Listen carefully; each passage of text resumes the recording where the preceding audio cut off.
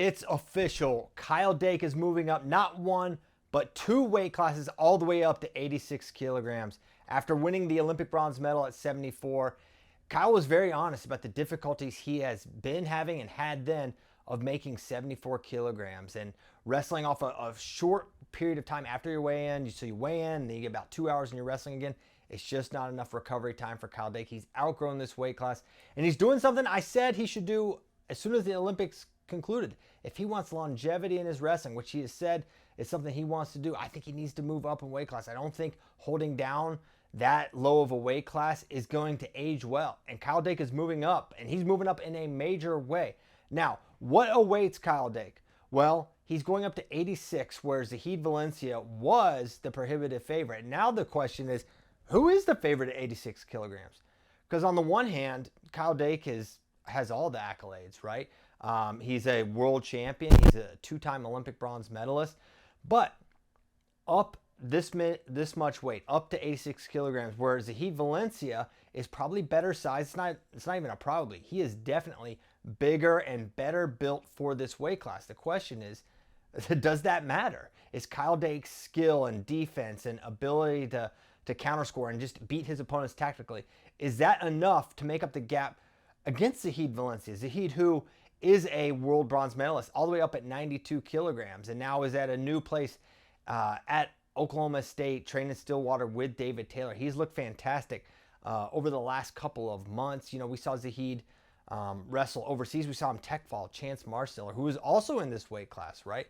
And this weight at the U.S. Open, which is going down for men's freestyle, is going down Friday and Saturday. It's a pretty deep weight class. You've got Kyle Dake, Zahid Valencia at the top, but then you've got a world team member in Chance Marsteller. You've got Parker Keckeisen, who is someone many people are very excited to see how his style will translate to freestyle. You've got Dustin Plott, you've got Rocco Welsh, Braden Thompson, Dylan Fishback, among others. So it's a very, very deep weight class. And Kyle Dake, he's proven to be wrestling's ultimate shapeshifter. And I'm not just talking about collegiately, where he won an NCAA title at 141, 149, 157, and 165 in 4 straight years. An unbelievable, unmatched, and something we'll probably never see again. Well, now he's doing something a little similar in his freestyle career.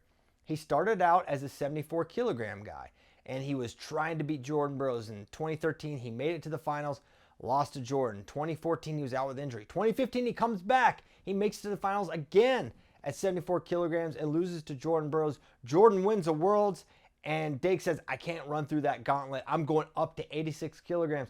And you think, all right, well, he's probably not going to do too well there. He was amazing there. He made it all the way to the Olympic trials finals. He beat David Taylor. He beat Richard Perry. He beat a number of elite guys at 86 kilograms. He won the senior national tournament. And this guy was the real deal up at 86. And then he lost in a crazy close 2 out of 3 against Jaden Cox, where it went to the third and final match. Jaden barely stayed in bounds to hang on to that spot. And then Jaden, of course, in 2016 goes on to win the Olympic bronze medal. That's just how close Kyle Dake was. And Kyle went on to say, hey, I was weighing like 177 around that time. Really, really low. This weight, 86 kilograms, is 189 pounds. So you've got guys cutting from well over 200 pounds down to 189.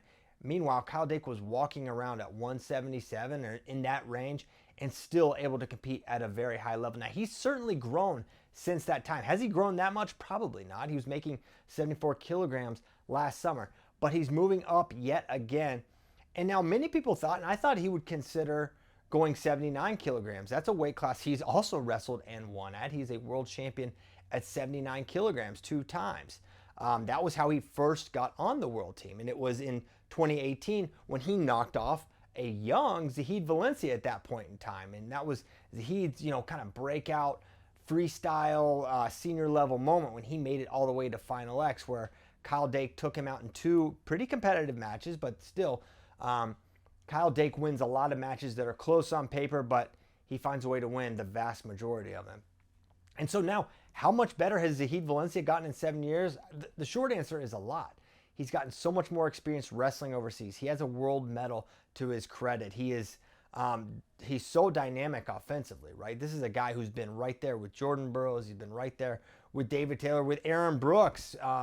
He even beat Aaron Brooks back in 2019. I mean, he is truly internationally elite and continuing to add to his game. And for sure, David Taylor, while he is intimately familiar with the skills of Kyle Dake, he's got to now prepare Zahid Valencia to beat someone he had a hard time beating throughout his entire career.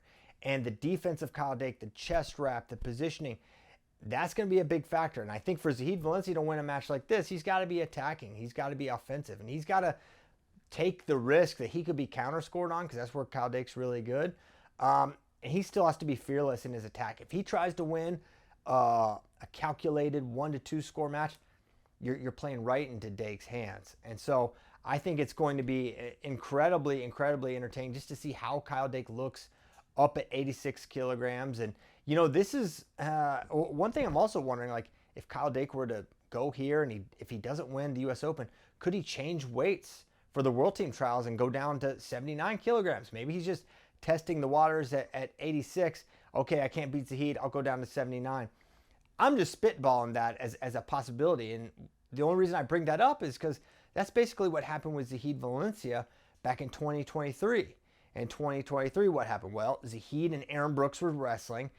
He was up like 6-0, I think. He was up big on Aaron Brooks. Brooks ran him down. Brooks wins the U.S. Open, which punches his ticket to Final X against David Taylor. Well, so Zahid had nowhere else to turn but 92 kilograms. So he goes to 92. He wins that World Team Trials, and then he ends up winning the Final X spot. And then he goes and brings home a world medal. So that could be something that Kyle Dake looks at and says, hey, I'll see how I do at 86, and then maybe I consider dropping down to 79. For a lot of wrestling fans, there's so much excitement about the return of Kyle Dake, because post-Olympic Games, there were questions. Hey, is he going to continue to wrestle? Is he going to retire? And I just remember thinking after his interview at the Olympic Games, I was like, this guy's not done. This guy still has a deep love of wrestling and preparing for it, and just the life that is a wrestler. Kyle Dake still seems to love it.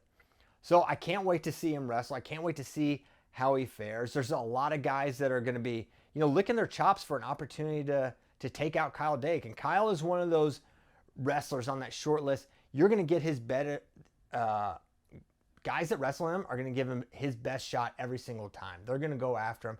They're going to make it hard for him. Everyone wants to say, I beat Kyle Dake. The problem is it's just so hard to do. So that's 86 kilograms, so much excitement. I mean, Kyle Dake made us wait for us. This is the registration deadline to be seated was today, Sunday, April the 20th. Happy Easter, by the way. So they waited to the very last second. I don't know if that was strategic. I don't know if it's a coincidence. I don't know if they were, waiting to see how much he would or wouldn't weigh. I have no idea what went into the decision-making process. And, one last thing I'll mention is that Dake was still considering going 74 kilograms up till around April 8th, when there was a discussion at United World Wrestling about changing the weigh-in rules and the procedures. And if there was a situation that gave him more time to recover, he would have considered 74 kilograms this year. But considering that they didn't change it, he's moving up. I think this is a smart decision. I think guys that are towards the end of their career, the last 4 years or so, especially someone like Kyle, who's been wrestling high level, senior level since really 2012, 2013, it makes sense to not take that out of your body to cut that much weight. I mean, look no further. I keep saying I'm wrapping up, and then I think about other things. Like, think about the Olympic Games. What did we see? Well, he won a bronze medal. He wrestled, well.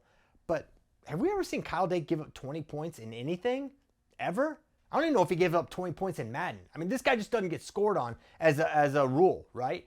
And he gave up 20 points in the Olympic semi. And listen, Takatani's the man. Dude's really, really good. But I watched him wrestle Dake like a year before, and he scored 2 points on him, or maybe it was just 1. So you can't tell me that that's not a little bit weight class related, that he wasn't feeling himself, that his feet weren't moving. A little more food, a little more recovery, a little more fluids. I think we're going to see a better Kyle Dake up a weight class. The question is he going to be better enough to take out this very, very talented field? That's what I'm excited to learn.